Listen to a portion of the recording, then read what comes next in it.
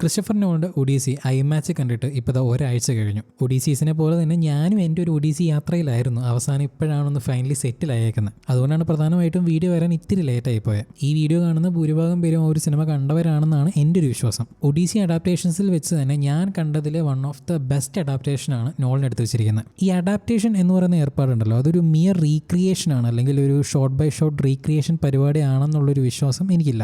എപ്പോഴാണ് ഒരു അഡാപ്റ്റേഷൻ നല്ലതോ അല്ലെങ്കിൽ മോശമോ ആവുമെന്ന് ചോദിക്കുകയാണെങ്കിൽ എൻ്റെ അഭിപ്രായത്തിൽ അഡാപ്റ്റ് ചെയ്യാൻ പോകുന്ന ഒരു സോഴ്സ് മെറ്റീരിയലിൻ്റെ ഒരു കോർ എസെൻസ് എന്ന് പറയുന്ന ഒരു സാധനമുണ്ട്. അത് നഷ്ടപ്പെടാതെ എടുക്കാൻ പറ്റുന്നിടത്തോളം കാലം അതൊരു നല്ലൊരു അഡാപ്റ്റേഷൻ ആയിരിക്കും. ഈ പ്രോസസ്സിൻ്റെ ഇടയിൽ അവർ പല രീതിയിലുള്ള ക്രിയേറ്റീവ് ലിബർട്ടീസ് എടുക്കുന്നുണ്ടാവും. പക്ഷേ at the end of the day core that should be intact. അതാണ് മെയിൻ. ആ സെൻസിൽ നിങ്ങൾ പറയുകയാണെങ്കിൽ ക്രിസ്റ്റഫർ നോളന്റെ ഒരു Odyssey is a one hell of an adaptation, that's for sure. എന്നാൽ ക്രിറ്റിക്സ് ഒക്കെ പറയുന്ന പോലെ നോളൻ എടുത്തു വെച്ച ഏറ്റവും പെർഫെക്റ്റ് ആയിട്ടുള്ള ഒരു ഫിലിം ഇതാണ് എന്നൊരു അഭിപ്രായം എനിക്കില്ല. സോറി. അദ്ദേഹത്തിൻ്റെ പല ക്രിയേറ്റീവ് ലിബർട്ടീസും ചോയ്സസും എനിക്കിതിനകത്ത് വർക്കായിട്ടുണ്ട്, ചിലത് എനിക്ക് വർക്കായിട്ടില്ല. ഇങ്ങനെ ക്രിസ്റ്റഫർ നോളന്റെ ഒഡീസിയെ പറ്റി കുറച്ച് കാര്യങ്ങൾ എനിക്ക് സംസാരിച്ചാൽ കൊള്ളാമെന്നുണ്ട്. This is cinema Australia. How we gonna talk about Christopher Nolan ഇതിനോടകം തന്നെ time, super hero, dreams, magic, space, even atom ബോംബിനെ വരെ വെച്ച് പടം എടുത്തിട്ടുണ്ട്. ഇങ്ങനെയുള്ള ഒരു മനുഷ്യൻ്റെ നെക്സ്റ്റ് ഫിലിം എന്ന് പറയുന്ന ഒരു ഗ്രീക്ക് മിത്തോളജി ഫാൻറ്റസി പടമാണെന്ന് അനൗൺസ് ചെയ്തപ്പോൾ ഭയങ്കര എക്സൈറ്റഡ് ആയിരുന്നു ഞാൻ. പക്ഷേ എല്ലാവരും ചെയ്യുന്ന പോലെ ഒരു അഡാപ്റ്റേഷൻ ആയിരുന്നില്ല നോളൻ്റെ മനസ്സിൽ. ആ ഒരു ഫാൻറ്റസി അഡ്വഞ്ചർ പരിപാടി ആയിരുന്നില്ല പുള്ളിയുടെ മനസ്സിൽ. പുള്ളി ആദ്യം തന്നെ ആ ഒരു ഫാൻറ്റസി എലമെന്റിനെ അങ്ങ് പിടിച്ച് അങ്ങ് തോട്ടിലോട്ട് വലിച്ചെറിഞ്ഞു. എന്നിട്ട് അതിൻ്റെ അടിയിലുണ്ടായിരുന്ന ഒരു സൈക്കോളജിക്കൽ ഹൊറർ പരിപാടിയുണ്ട്, അതങ്ങ് പുറത്തോട്ട് എടുത്തിട്ട് ആ പരിപാടി ഉണ്ടല്ലോ, ആ ഒരു വേറിട്ട ട്രീറ്റ്മെൻ്റ് ആണ് എനിക്ക് ഈ പടത്തിനകത്തുള്ള ഒരു മേജർ അട്രാക്ഷൻ പോയിന്റ്. ഹോമറിൻ്റെ ഇത്രയും കിടിലമായിട്ടുള്ള ഒരു ഗ്രീക്ക് മിത്തോളജിക്കൽ ഹീറോയിക് സ്റ്റോറിയിലെ ദ വെരി ഹീറോയിസത്തിനെ തന്നെ നോളൻ ചോദ്യം ചെയ്തു. അതൊരു ഒന്നൊന്നര ചോദ്യമായിരുന്നു. വാട്ട് ഇഫ് ഒഡീസീസിനെ ഹീറോ ആക്കി മാറ്റിയ ആ ഒരു യുദ്ധം അല്ലെങ്കിൽ ആ ഒരു ട്രോജൻ വാർ വിജയിച്ചതാണ് അയാളുടെ ജീവിതത്തിൽ നടന്ന ഏറ്റവും വേസ്റ്റ് ആയിട്ടുള്ള ഒരു കാര്യമെങ്കിലോ? ഒഡീസീസ് കൊടുത്ത ആ ഒരു ട്രോജൻ ഹോസ് എന്ന് പറയുന്ന ആ ഒരു ഒറ്റ സ്ട്രാറ്റജിയിലാണ് ആ ഒരു യുദ്ധം മൊത്തം അവർ ജയിച്ചത് പോലും. മുമ്പ് ഇതേ കഥ പറയാൻ ശ്രമിച്ച എല്ലാവരും ഈ ഒരു സ്ട്രാറ്റജിയെ സെലിബ്രേറ്റ് ചെയ്തപ്പോൾ നോളൻ അത് ചെയ്തില്ല. അതൊരു റാൻഡം ഡിസിഷൻ ആയിരുന്നില്ല. നോളൻ്റെ ഫിൽമോഗ്രഫി നിങ്ങൾ നോക്കുകയാണെങ്കിൽ തൻ്റെ ഹീറോസ് ആരും തന്നെ വളരെ ലാഘവത്തോടെ ഒബ്സ്റ്റക്കിൾസ് മറികടക്കുന്ന പുള്ളിക്ക് വലിയ താല്പര്യമുള്ള കൂട്ടത്തിലല്ല. ഡാർക്ക് നൈറ്റിൽ ഗോത്തം സിറ്റിയിലുള്ള ക്രിമിനൽസിനെ മൊത്തം ബ്രൂസ് വെയ്ൻ അങ്ങ് ഇല്ലാതാക്കാൻ ശ്രമിക്കുക മാത്രമല്ല ചെയ്യുന്നത്. He actually loses himself to become the simple. ഇൻസെപ്ഷനിൽ കോബ് ആ ഒരു പെർട്ടിക്കുലർ മിഷൻ കംപ്ലീറ്റ് ചെയ്യാനല്ല നോക്കുന്നത്. He's actually trying to forgive himself. അതാണ് ചെയ്യുന്നത്. ഇന്റർസ്റ്റെല്ലറിനകത്ത് കൂപ്പർ ഈ ഒരു സ്പേസിൽ കൂടെ ട്രാവൽ ചെയ്യുന്നത് മൊത്തം ചുമ്മാതല്ല. അവൻ്റെ പ്രിയപ്പെട്ടവർക്ക് വേണ്ടി അവൻ്റെ സ്വന്തം ലൈഫ് അവൻ അവിടെ സാക്രിഫൈസ് ചെയ്യാൻ റെഡിയാവുകയാണ്. ഓപ്പൺഹൈമറിലേക്ക് വരുന്ന സമയത്ത് ഈ ഒരു ആറ്റം ബോംബ് ഉണ്ടാക്കി യുദ്ധം ചെയ്യിപ്പിക്കായിരുന്നില്ല. ഇത്രയും ഡേഞ്ചറസ് ആയിട്ടുള്ള ഒരു വെപ്പൺ താൻ മൂലം ഈ മനുഷ്യരാശിക്ക് കൈമാറിയല്ലോ എന്ന് പറയുന്ന ഒരു ഗിൽറ്റിലാണ് പിന്നീട് അങ്ങോട്ടുള്ള ആളുടെ ജീവിതം ജീവിക്കുന്നത്. ഇതേ ലിസ്റ്റിലോട്ട് തന്നെയാണ് നമ്മുടെ ഒഡീസിയസും കയറി വരുന്നത്. Victory is the beginning of tragedy. Odysseus എപ്പോഴാണോ ഒരു ട്രോജൻ ഹോസിന്റെ ആ ഒരു സ്ട്രാറ്റജി, ആ ഒരു ട്രിക്ക് പറഞ്ഞു കൊടുത്തത്, അവിടെ നിന്ന് അങ്ങോട്ട് അവൻ്റെ ജീവിതം മൊത്തം തകിടമറിയാണ്. വിക്ടറി അവിടെ ഫ്രീഡം അല്ല, പകരം അതൊരു വലിയ റെസ്പോൺസിബിലിറ്റിയാണ്. ആ യുദ്ധത്തിൽ അവരെടുത്ത ഓരോ തീരുമാനങ്ങളും ഓരോ ഡിസിഷൻസും ആ യുദ്ധം കഴിഞ്ഞാലും അലയടിച്ചുകൊണ്ടിരിക്കും. അതാണ് സംഭവം. നിങ്ങൾ ചരിത്രം എടുത്ത് നോക്കിയാൽ പോലും അതിലെവിടെയും തന്നെ നമ്മൾ ഗ്രേറ്റർ ഗുഡിന് വേണ്ടി എടുക്കുന്ന ഡിസിഷൻസിന്റെ ഇമോഷണൽ കോസ്റ്റ് എവിടെ അളന്നിട്ടുണ്ടാവില്ല. എല്ലാവർക്കും അച്ചീവ്മെന്റ്സ് മതി, എന്ത് നേടി എന്ന് മാത്രം അറിഞ്ഞാൽ മതി. ട്രോമിയോ കോൺസിക്വൻസസോ അത് ആർക്കും വേണ്ട. സ്പാർട്ടൻ കിങ് ആയിട്ടുള്ള മെനലോസിന്റെ ഭാര്യയായിട്ടുള്ള ഹെലൻ തൻ്റെ കാമുകനായിട്ടുള്ള പാരിസ്, ട്രോയിലുള്ള പാരിസിൻ്റെ കൂടെ ഒളിച്ചോടി പോയ സമയത്ത് ഇതിനെ കാരണം കാണിച്ച് ആ ഒരു ട്രോയെ കീഴ്പ്പെടുത്താം എന്നൊരു തീരുമാനത്തിൽ അഗമെന്നോൺ അല്ലെങ്കിൽ ഓറാമെന്നോൺ തീരുമാനിക്കും.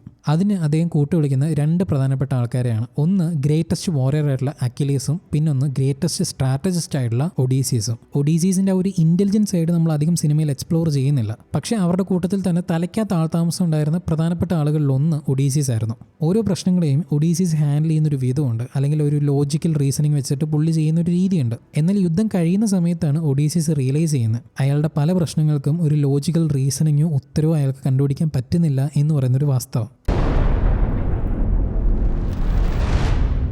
നമ്മൾ കടൽ ഇതിനു മുമ്പ് പല സിനിമകളിലും ബാക്ക് ഡ്രോപ്പ് ആവുന്ന കണ്ടിട്ടുണ്ട്. എന്നാൽ ഇതിനകത്ത് അതൊരു ലിറ്ററൽ ക്യാരക്ടറാണ്. അതിനെ സംബന്ധിച്ച് ഈ വരുന്നത് വലിയ രാജാവാണെന്നോ അല്ലെങ്കിൽ യുദ്ധം ജയിച്ച മാവീരനാണെന്നോ ഹീറോ ആണെന്നോ ഒന്നുമില്ല. ആ വാസ്റ്റ് ആയിട്ടുള്ള ഒരു കടലിനെ സംബന്ധിച്ച് ഈ വരുന്ന ഈ ആൾക്കാരൊക്കെ എന്ന് പറയുന്നത് ഭയങ്കരതയും ഇൻസിഗ്നിഫിക്കൻ്റ് ആണ്. ആരുമല്ല, ഒന്നുമല്ല. അതാണ് വിഷയം. ഇവിടെ ഇത്തക്കയിൽ ആ ഒരു ട്രോജൻ വാർ ചെയ്യിപ്പിച്ച ലെജൻഡറി വാറിയർ ആയിട്ടുള്ള ഒഡീസിയസ് കടലിന് മുമ്പിൽ ഒന്നുമല്ല, ആരുമല്ല.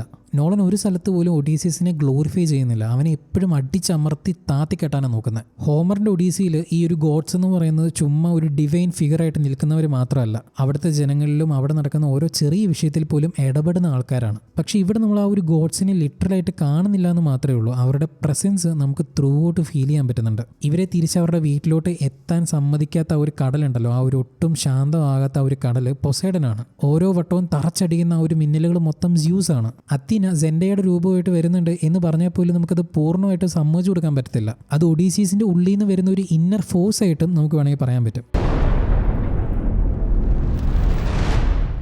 ഞാൻ ഉൾപ്പെടെയുള്ള വലിയൊരു ശതമാനം ആൾക്കാരും ഞെട്ടിപ്പോയൊരു സീനെന്ന് പറയുന്ന ആ ഒരു സൈക്ലോപ്സിൻ്റെ സീനാണ്. അത്രയും പേടിപ്പിക്കുന്ന ഒരു ടെറിഫയിങ് എപ്പിസോഡായിരുന്നു ആ ഒരു പോർഷൻ. പുള്ളി ആൾറെഡി പറഞ്ഞിട്ടുണ്ട് എനിക്കൊരു ഹൊറർ പടം എടുത്താൽ കൊള്ളാമെന്നുണ്ട് എന്നൊക്കെ. ഓപ്പൻഹൈമറിനകത്ത് ഒരു സ്പീച്ചിലെ ഒരു സീനും അതേപോലെ തന്നെ ഇതിനകത്തെ സൈക്ലോപ്സ് സീനും കണ്ടാൽ മാത്രം മതി. പുള്ളിയും കൊണ്ട് പുഷ്പം പോലെ ഒരു ഫുൾ ഫ്ലഡ്ജ് ആയിട്ട് നടക്കുന്ന ഒരു ഹൊറർ പടം എടുക്കാൻ കേപ്പബിൾ ആണെന്നുള്ള കാര്യം നമുക്ക് മനസ്സിലാവാൻ. എസ്പെഷ്യലി ഈ പടത്തിനകത്ത് ആ ഒരു സൈക്ലോപ്സ് സീൻ അത് straight out of horror film ആയിരുന്നു. അതിന് ഒരു സംശയവും വേണ്ട. നമ്മൾ ആ ഒരു സൈക്ലോപ്സിനെ നേരെ ചൊവ്വേ കാണാൻ പോലും നമുക്ക് പറ്റുന്നില്ല. അതിൻ്റെ പ്രസൻസ് ആണ് നമ്മൾ ഫീൽ ചെയ്യുന്നത്. അതിൻ്റെ ബ്രീത്തിങ്ങിലും അതിൻ്റെ ഫുഡ് സ്റ്റെപ്പും. ആ സമയത്ത് ആ ഒരു കേവിലെ സൗണ്ട് സ്റ്റേജ് കിടിലമായിരുന്നു. അതേപോലത്തെ ഒരു ഫീൽ തന്നെയായിരുന്നു സൈറൻ്റെ ആ ഒരു സീന് വരുന്ന സമയത്തും. എന്നാൽ ആ ഒരു സീനിൻ്റെ ആ ഒരു ചിൽനെസ് എന്നത് ലുഡ്വിഗ് കൊറാസിൻ്റെ ആ ഒരു മ്യൂസിക് ആയിരുന്നു. ലൂപ്പിലാണ്, വേറെ ഒരു രക്ഷയില്ല. കാരണം അത്രയും കിടിലമായിട്ടുള്ളൊരു ട്രാക്കായിരുന്നു അത്. പിന്നെ ഉള്ളത് പറഞ്ഞു കഴിഞ്ഞാൽ ഞാൻ ആദ്യം കണ്ടപ്പോൾ എനിക്കിതിനകത്ത് മ്യൂസിക് സൈഡ് അത്യാവശ്യം നല്ലപോലെ അണ്ടർവെൽമിംഗ് ആയിട്ടാണ് ഫീൽ ചെയ്തത്. ആകെ ഇതിൽ മെമ്മറബിൾ ആയിട്ട് എൻ്റെ മൈൻഡിൽ നിന്നത് ആ ഒരു സൈറൻസിൻ്റെ സീന് മാത്രമായിരുന്നു. എന്നാൽ രണ്ടാമത് കണ്ടപ്പോഴാണ് ഇതിനകത്ത് മ്യൂസിക് ഉണ്ട് ത്രൂ ഔട്ട്. എന്നാൽ വല്ലാണ്ട് അങ്ങ് അലിഞ്ഞു ചേർന്ന പോലെ.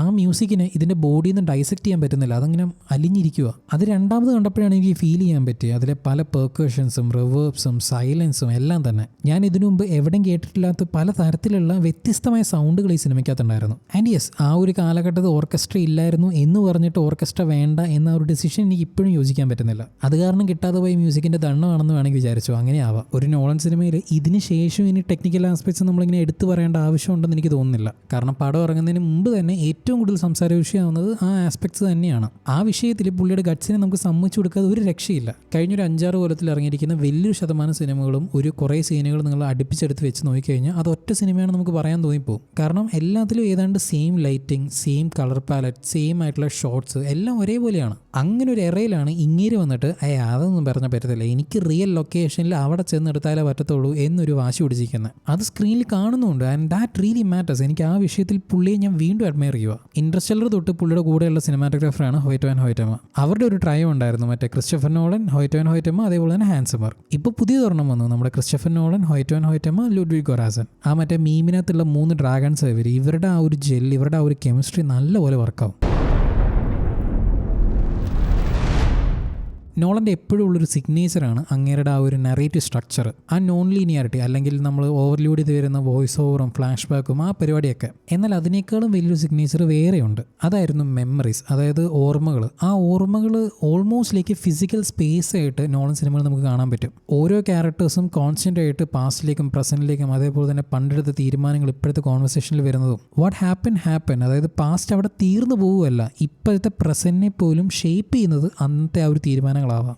അത് നോളൻ്റെ PTSD ഫിക്സേഷൻ ആണെന്ന് കുറേ പേര് പറയുമെങ്കിലും I don't care, because that's clicks every time. അതായത് അതൊരു സ്ട്രോങ് ആയിട്ടുള്ള ഇമോഷനാണ്. ഇവിടെ ഒഡീസീസിന് ട്രോയിൽ നടന്ന ആ ഒരു യുദ്ധം എന്ന് പറയുന്നത് വെറും ഒരു ഓർമ്മ മാത്രമല്ല, അതിനുശേഷമുള്ള അയാളുടെ ജീവിതം മൊത്തം അത് അയാളെ ചുമന്നുകൊണ്ടാണ് നടക്കുന്നത്. ഒറ്റ നോട്ടത്തിൽ പടത്തിലുടനീളം ഒഡീസീസ് ശ്രമിക്കുന്ന തൻ്റെ വീട്ടിലോട്ട് തിരിച്ചു പോകാൻ വേണ്ടിയാണ്. എവിടേക്കാണ് ശരിക്കും അയാൾക്ക് പോകേണ്ടത്? ഇത്തക്ക എന്ന് പറയുന്ന സ്ഥലമാണോ, സ്ഥലത്തിലുള്ള ആൾക്കാരാണോ, ആ കിങ്ഡമാണോ, അല്ലെങ്കിൽ അവിടുത്തെ കൊട്ടാരമാണോ, അവിടെ ഇയാൾക്ക് വേണ്ടി കാത്തിരിക്കുന്ന വിശ്വാസികളോ, അല്ലെങ്കിൽ ഇയാളുടെ ഭാര്യയ്ക്കോ മകനോ ആണോ, അതോ ഈ യുദ്ധത്തിനെല്ലാം മുമ്പുണ്ടായിരുന്ന ഒഡീസിസ് എന്ന് പറയുന്ന ഒരു വ്യക്തിയിലേക്കാണോ പുള്ളി പോകാൻ ശ്രമിക്കുന്നത്? നമുക്ക് പറയാൻ പറ്റുമോ? ഇല്ല. കാരണം അതിന് കാലമാണ് മറുപടി പറയുന്നത്.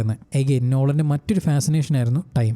യുദ്ധത്തിന് പോകുന്നതിന് മുമ്പ് ഇയാൾ കണ്ട ഇയാളുടെ നാടും നാട്ടുകാരും ഭാര്യയും മകനും ഒക്കെ ആ ഒരു ഓർമ്മ ഇയാളുടെ മനസ്സിലുള്ളൂ. എന്ന് വെച്ച് കാലം ഇയാൾക്ക് വേണ്ടി മരവിച്ച് നിൽക്കുന്നില്ല, അത് അതിൻ്റെ പാട്ടിന് പോകും. ഇവിടെ സമയം അളക്കപ്പെടുന്നത് വർഷങ്ങൾ കൊണ്ടല്ല, അല്ലെങ്കിൽ 10 വർഷമോ 20 വർഷമോ എന്ന അളവല്ല, പകരം ആബ്സെൻസിലായിരുന്നു, വെയിറ്റിങ്ങിലായിരുന്നു, ഓർമ്മകളിലായിരുന്നു. ഇയാൾ തിരിച്ചു വരും എന്ന് പറയുന്ന ഒരു ചെറിയൊരു വിശ്വാസം അതിലായിരുന്നു പിടിച്ചിരിക്കുന്നത്. ഇതുപോലുള്ള കഥകളിൽ നമ്മൾ ഭൂരിഭാഗം കേട്ടേക്കുന്ന യുദ്ധത്തിന് പോയവരുടെ അവരുടെ അഡ്വഞ്ചറസ് കഥകളൊക്കെയാണ്. എവിടെയും കാത്തിരുന്നവരുടെ കഥ പറഞ്ഞിട്ടില്ല. ഈ സിനിമ എത്രമാത്രം ഒഡീസീസിനെ പറ്റി ആണെന്ന് പറഞ്ഞാലും അതിൻ്റെ എമോഷണൽ കോർ എന്ന് പറയുന്നത് പെനലോപ്പിയാണ്. ഇവൻ ഇത്ര കഷ്ടപ്പെട്ട് തിരിച്ച് വീട്ടിലോട്ട് വരാൻ നോക്കുമ്പോൾ അവിടെ ഒരു വീട് വേണമല്ലോ, ആ ഒരു വീടിനെ പ്രിസേർവ് ചെയ്യുന്നത് പെനലോപ്പിയാണ്. ഇവൾ നെയ്യുന്ന ഒരു ത്രെഡും ഇവൻ്റെ കയ്യിലുള്ള അമ്പിലെ സ്ട്രിങ്ങും ഏതാണ്ട് ഒരേപോലെയാണ്. പക്ഷേ 2 തരത്തിലുള്ള യുദ്ധങ്ങളാണ് എന്ന് മാത്രം. ഇമ്മേഷൻ എന്നത് ഒരു സിനിമ ആസ്വാദനത്തിന് വലിയൊരു മേജർ ഫാക്ടറാണ്. അങ്ങനെയുള്ള ആ ഒരു ഇമ്മേഷൻ ഈ സിനിമയിൽ, ഈ നോളൻ സിനിമയിൽ എനിക്ക് കിട്ടിയില്ലായിരുന്നു. ഡിസ്ട്രാക്ഷൻ ആയിരുന്നു. കുറേ ഡിസ്ട്രാക്ഷൻസ് എൻ്റെ സിനിമ ആസ്വാദനത്തിനെ നല്ല രീതിയിൽ ബാധിച്ചിട്ടുണ്ട്. അത് നെസസറിലി നിങ്ങൾക്ക് അങ്ങനെ ആവണം എന്നില്ല, എനിക്ക് അങ്ങനെ സംഭവിച്ചു. പടം തുടങ്ങി ഒരു 1.25 മണിക്കൂറോളം ഉണ്ടായിരുന്ന ഒരു കോൺസ്റ്റന്റ് എക്സ്പോസിഷൻ. ശരി, എന്തേലും ആവട്ടെ എന്ന് പറഞ്ഞാൽ ഒരു ഫ്ലോയിൽ പോകുമ്പോൾ നമ്മൾ ഡിസ്ട്രപ്റ്റ് ചെയ്യുന്ന രീതിയിൽ കുറേ ഡയലോഗുകൾ, ഡാഡിയും ഈ ഫക്കിംഗ് പ്ലേസ് എന്നൊക്കെ പറയുന്ന സമയത്ത് ഞാൻ ഓരോ ഓട്ടവും ആ സിനിമയിൽ നിന്ന് വെളിയിലോട്ട് വരിക. ഡയലോഗ്സ് ഒക്കെ ഇങ്ങനെ നെഗ്ലക്ട് ചെയ്യാൻ പറ്റുന്നൊരു കാര്യമായിട്ട് എനിക്ക് ഫീൽ ചെയ്യുന്നില്ല. വിഷ്വൽസ് കഴിഞ്ഞാൽ ഡയലോഗുകളാണ് ഈ കഥ ഏത് കാലഘട്ടത്തിലാണ് എവിടെയാണ് നടക്കുന്നത് എന്ന് പറയുന്നൊരു ഐഡിയ നമുക്ക് തരുന്നത്. ഇപ്പോൾ ഫോർ എക്സാമ്പിൾ, കഴിഞ്ഞ ദിവസം ഞാൻ ദി ഡെത്ത് ഓഫ് റോബിൻഹുഡ് എന്ന് പറയുന്നൊരു പടം കണ്ടു. നമ്മുടെ ഹ്യൂജ് ജാക്ക്മാൻ, അതായത് വോൾവറിൻ നമ്മുടെ റോബിൻഹുഡ് ആയിട്ട് വരുന്നൊരു സ്റ്റോറിയാണത്. ഇതും ഒരു കണക്കിന് ഒഡീസി പോലെയാണ്. കാരണം നമ്മൾ കേട്ട് പരിചയമുള്ള ഒരു റോബിൻഹുഡ് സ്റ്റോറിയെ വേറൊരു തരത്തിൽ കാണിച്ചിരിക്കുന്ന ഒരു സിനിമ, അല്ലെങ്കിൽ അധികം കേട്ടുകേൾവി ഇല്ലാത്ത ഒരു സൈഡ് ഓഫ് റോബിൻഹുഡിനെ എക്സ്പ്ലോർ ചെയ്തൊരു സിനിമയാണ്. അതിലും ഇംഗ്ലീഷ് ആയിരുന്നു, എന്നാൽ ഒരു സ്കോട്ടിഷ് ടച്ചോടെ. തീർന്നില്ല, അവർ പറയുന്ന ഡയലോഗുകളിലെ വാക്കുകൾ പോലും സൂക്ഷിച്ചും കണ്ടും അത് ഡെലിവറി ചെയ്യുന്നതിൻ്റെ ഋതത്തിൽ പോലും വ്യത്യാസം ഉണ്ടായിരുന്നു. ഇതെല്ലാം ആ സിനിമയിലേക്ക് നമ്മളെ വലിച്ചു കൊണ്ടുപോകുന്നതിൻ്റെ ഒരു പ്രധാന കാരണങ്ങളിൽ ഒന്നായിട്ടാണ് ഞാൻ വിശ്വസിക്കുന്നത്. ഇതിൽ പല സ്ഥലത്ത് നല്ല കട്ട സ്കോട്ടിഷ് ടച്ച് വരുന്നുണ്ട്. അത് കേട്ടവർക്കറിയാം, മനസ്സിലാവത്തില്ല. ബട്ട് ഒരവിടെ പോലും ഈ സിനിമ എന്നെ ഡിസ്ട്രാക്ട് ചെയ്യുകയോ എന്നെ അതിൽ നിന്ന് പുറത്തു കൊണ്ടുപോവുകയോ ചെയ്തിട്ടില്ല. എന്തിനേറെ പറയണം, റോബിൻഹുഡ് ആയിട്ട് വരുന്നത് ഹ്യൂജ് ജാക്ക്മാനാണ്. ഹ്യൂജ് ജാക്ക്മാൻ്റെ കരിയർ റോൾ എന്ന് പറയുന്നത് തന്നെ വോൾവറിനാണ്. അയാളുടെ ഒരു നിഴൽ കാണുമ്പോൾ പോലും നമുക്ക് ആ ഒരു കോമിക് ക്യാരക്ടറാണ് ഓർമ്മ വരിക. പക്ഷേ ഇതിനകത്ത് എനിക്കത് ഒരു സ്ഥലത്ത് പോലും ഫീൽ ചെയ്തില്ല. പിന്നെ ഇതിവിടെ പറഞ്ഞു എന്ന് പറഞ്ഞിട്ട് ഞാൻ ഈ ഒഡീസിയും അതേപോലെ തന്നെ ഡെത്ത് ഓഫ് റോബിൻഹുഡിനെയും കമ്പയർ ചെയ്യുമല്ല. I am just talking about the immersion factor. Okay, ഇപ്പോൾ സപ്പോസ് മലയാളത്തിൽ മഹാഭാരതം അഡാപ്റ്റ് ചെയ്യുകയാണെന്ന് വിചാരിക്കുക. കാസ്റ്റിങ്ങും കോസ്റ്റ്യൂമും സെറ്റും വിഷ്വൽ എഫക്ട്സും എല്ലാം സെറ്റാണ്. എന്നിട്ട് ഡയറക്ടർ നമുക്കിതിനെ ഒന്ന് മോഡേണൈസ് ചെയ്യാം എന്ന് പറഞ്ഞ് ഡയലോഗിലൊക്കെ ഒരു കൊച്ചി സ്ലാങ് ആഡ് ചെയ്താൽ നിങ്ങൾക്ക് എങ്ങനെ ഉണ്ടാവും? പറയാം, എങ്ങനെ ഉണ്ടാവും? ലേശ എക്സ്ട്രീമായി പോയെന്ന് എനിക്കും അറിയാം, പക്ഷേ അതാണ് സംഭവം. ഇപ്പോൾ ഒരു ഗ്ലാഡിയേറ്ററോ അല്ലെങ്കിൽ ബ്രേവ് ഹാർട്ടോ അതോ അല്ലെങ്കിൽ ലോർഡ് ഓഫ് ദി റിങ്സോ, ഈവൻ നമുക്ക് അപ്പോകലിപ്റ്റോ പോലും എടുക്കാൻ പറ്റും. അതിനകത്ത് അവർ പറയുന്ന ഒറ്റ ഡയലോഗ് പോലും നമുക്ക് മനസ്സിലാവത്തില്ല, പക്ഷേ നമ്മൾ വിശ്വസിച്ചു. ഒരു നോളൻ സിനിമയിലെ ബിലീവബിലിറ്റി ഫാക്ടർ എന്ന് പറയുന്നത് ഒട്ടും ചെറുതല്ല. കാരണം ഡാർക്ക് നൈറ്റ് കാണുമ്പോൾ ബാറ്റ്മാൻ ശരിക്കുമാണ് നമ്മൾ വിശ്വസിക്കും. അയാളുടെ ജേർണിയിലും ആ ഒരു സ്ട്രഗിൾസിലും നമ്മൾ വിശ്വസിച്ചു പോകും. അതിൽ വരുന്ന ജോക്കറിന്റെ ഐഡിയോളജിയിലും നമുക്ക് വിശ്വസിക്കാൻ പറ്റും. ഇൻസെപ്ഷനിൽ ഡ്രീംസ് പോലും റിയൽ ആണ്, അല്ലെങ്കിൽ അതിനെ നമുക്ക് ലോജിക്കലായിട്ട് ആക്സസ് ചെയ്യാൻ പറ്റും എന്ന് കാണിച്ചു. ഇന്റർസ്റ്റെല്ലറിനകത്തെ ആ ഒരു വേം ഹോളും ബ്ലാക്ക് ഹോൾ ട്രാവലിംഗ് എല്ലാം സത്യമാണെന്ന് നമ്മളെ കൊണ്ട് തോന്നിപ്പിച്ചു. ഈവൻ ടെനറ്റിൽ പോലും ആ ഒരു ടൈം ഇൻവേർഷൻ റിയൽ ആയിട്ട് ഫീൽ ചെയ്തു എനിക്ക്. യെസ്, ഇതൊക്കെ ഹൈ കോൺസെപ്റ്റ് ആണ്, ആ ഒരു കൺസെപ്റ്റിൽ നമ്മൾ ക്യാപ്റ്റിവേറ്റ് ചെയ്ത് പെട്ടുപോയതാണ് എന്ന് വാദിക്കുന്നവരാണെങ്കിൽ പോലും അതുപോലെ നമുക്ക് സുപരിചിതമായ ഒരു കോൺസെപ്റ്റ് അല്ല ഇതിനകത്ത് കാണിച്ചിരിക്കുന്നു. സോ എന്തുകൊണ്ട് ഇവിടെ മാത്രം ആ ഒരു ഫീൽ അല്ലെങ്കിൽ ആ ഒരു ബിലീവബിലിറ്റി അല്ലെങ്കിൽ ഒരു ഇമ്മേഷൻ മിസ്സായി? കാസ്റ്റിംഗ് ഒന്നും എനിക്ക് വലിയ കല്ലുകടിയായിട്ട് ഫീൽ ചെയ്തില്ല. Anne Hathaway, Matt Damon, Robert Pattinson, പിന്നെ ജോൺ ലെഗ്വിസം, അതേപോലെ ഈ ഹ്യൂമസ് ആയിട്ട് വന്ന കണ്ണ് കാണാത്ത മനുഷ്യനല്ലേ അങ്ങേര്, ഇവർ 4 പേരുടെ പെർഫോമൻസ് ആണ് എനിക്ക് വളരെയധികം ഇഷ്ടമായത്. വേറെ എല്ലാവരും അവർക്ക് കിട്ടിയ പോർഷൻസ് കറക്റ്റായിട്ട് ചെയ്തു എന്നല്ലാതെ ഒരു exceptional reinventing kind of performance ആരുടെ കയ്യിൽ നിന്നും ഉണ്ടായിരുന്നില്ല. എനിക്കിതിൽ റോബർട്ട് പാറ്റിൻസണും ടോം ഹോളണ്ടും ഫേസ് ഓഫ് ആവുന്ന മൊമെൻറ്റ്സിലൊന്നും തന്നെ അവരുടെ ഇടയിലുള്ള ഒരു ടെൻഷൻ ഫീൽ ചെയ്യാൻ പറ്റിയില്ല. എന്നാൽ ഇവർ രണ്ടുപേരും ഒന്നിച്ച വേറൊരു സിനിമയുണ്ട്, the devil all the time എന്ന് പറഞ്ഞ പടം. അതിൽ ഇവർ രണ്ടുപേരും ഫേസ് ഓഫ് ചെയ്യുന്ന പരിപാടി കിടിലോ ആണ്. ആൻഡ് എലിയറ്റ് പേജിലോട്ട് വരുന്ന സമയത്ത് യുദ്ധഭൂമിയിൽ നിൽക്കുന്ന ഒരു വോറിയർ, ഒരു ഗ്രീക്ക് വോറിയറിൻ്റെ ഒരു ഫീൽ എനിക്ക് കിട്ടിയില്ല. അതിന് സിനിമയിൽ ഒരു റീസണിങ് തരുന്നുണ്ട്, പക്ഷേ അത് അത്ര കൺവിൻസിങ് ആയിരുന്നില്ല. പിന്നെ ഒഡീസിസിൻ്റെ ക്രൂവിലുള്ള ആൾക്കാരുമായിട്ട് ഒരു തരത്തിലുള്ള എമോഷണൽ അറ്റാച്ച്മെൻറ്റും നമുക്ക് ഫീൽ ആവുന്നില്ല. അതിൽ ഓരോരുത്തരും മരിച്ചു വീഴുന്ന സമയത്ത് നമുക്ക് പ്രത്യേകിച്ചൊന്നും തോന്നുന്നില്ല. നമ്മളെ വിടാം, ആ ക്രൂവിലുള്ളവർക്ക് പോലും പ്രത്യേകിച്ചൊന്നും തോന്നുന്നില്ല. അതാണ് വിഷയം. ആദ്യത്തെ സൈക്ലോപ്സ് സീനിൽ എത്ര പേര് മരിച്ചു, എങ്ങനെ മരിച്ചു എന്ന് വരെ എനിക്ക് ഓർമ്മയുണ്ട്. പക്ഷെ അതിനുശേഷം ആ ക്രൂവിൽ എത്ര പേരുണ്ടെന്നോ ആരൊക്കെയാണെന്നോ എന്തൊക്കെയാണെന്നോ ഒന്നും എനിക്കറിയത്തില്ല. എക്സെപ്റ്റ് അവർ ഫോക്കസ് ചെയ്ത് 2-3 മുഖങ്ങൾ മാത്രം. ആ സൈക്ലോൺ സീന് കഴിഞ്ഞിട്ട് ആ ഒരു സിക്സഡ് മോൺസ്റ്റർ ഉണ്ടല്ലോ, ആ ഒരു സില, ആ ഒരു സീന് വരുമ്പോൾ അത് ക്യാഷ്വലായിട്ട് വന്ന് 6 പേര് തൂക്കിയിട്ട് പോകുമ്പോൾ അവിടെ നടക്കുന്ന ആ ഒരു ടെററിൻ്റെ ആ ഒരു ഫീൽ ഉണ്ടല്ലോ, അത് നമുക്ക് കിട്ടുന്നില്ല. ഈ കാര്യങ്ങളും കൂടെ സെറ്റ് ആയിരുന്നെങ്കിൽ ഞാനും പറഞ്ഞതിന് ക്രിട്ടിക്സിനെ പോലെ ഇതൊരു നോളൻ്റെ പെർഫെക്റ്റ് സിനിമയാണ് എന്ന്. പക്ഷേ നോ, ഒഡീസി നോളൻ്റെ പെർഫെക്റ്റ് സിനിമയല്ല, പക്ഷേ നല്ലൊരു സിനിമയാണ്. ഒരു നോളൻ സിനിമയെ പറ്റി ഒരു മോശം കാര്യമേ പറയാൻ പാടില്ല എന്ന് അവിടെ എഴുതി വെച്ചിട്ടൊന്നുമില്ല. പിന്നെ ഞാൻ പറഞ്ഞാൽ ഒരു മോശം പറയണല്ലോ എന്ന് പറഞ്ഞ് ഉണ്ടാക്കി പറഞ്ഞതും അല്ല. ഇത്രയെല്ലാം കേട്ടിട്ട് നിങ്ങൾക്ക് അങ്ങനെയാണ് തോന്നുന്നതെങ്കിൽ എനിക്ക് കൂടുതലൊന്നും അതിനകത്ത് ചെയ്യാനില്ല. ആരാധനയാവാം, പക്ഷേ അന്തമാവേണ്ട. We are better than that. ചുരുക്കത്തിൽ no one is beyond criticism. അതിപ്പോൾ നോളനാണെങ്കിലും ഞാനാണെങ്കിലും ആരാണെങ്കിലും ശരി. സോ ഇതാണ് ഒഡീസിയെ പറ്റി എനിക്ക് പേഴ്സണലി പറയാനുണ്ടായിരുന്നത്. വീഡിയോയെ പറ്റിയും സിനിമയെ പറ്റിയുള്ള നിങ്ങളുടെ അഭിപ്രായം എന്താണെന്ന് അറിഞ്ഞാൽ കൊള്ളാമെന്നുണ്ട്. താഴെ എന്തായാലും ഒന്ന് കമൻറ്റ് ചെയ്യുക. മറ്റൊരു ദിവസം മറ്റൊരു വ്യത്യസ്ത വീഡിയോ ആയിട്ട് വീണ്ടും വരാം. അതുവരെ ടാറ്റാ, ബൈ.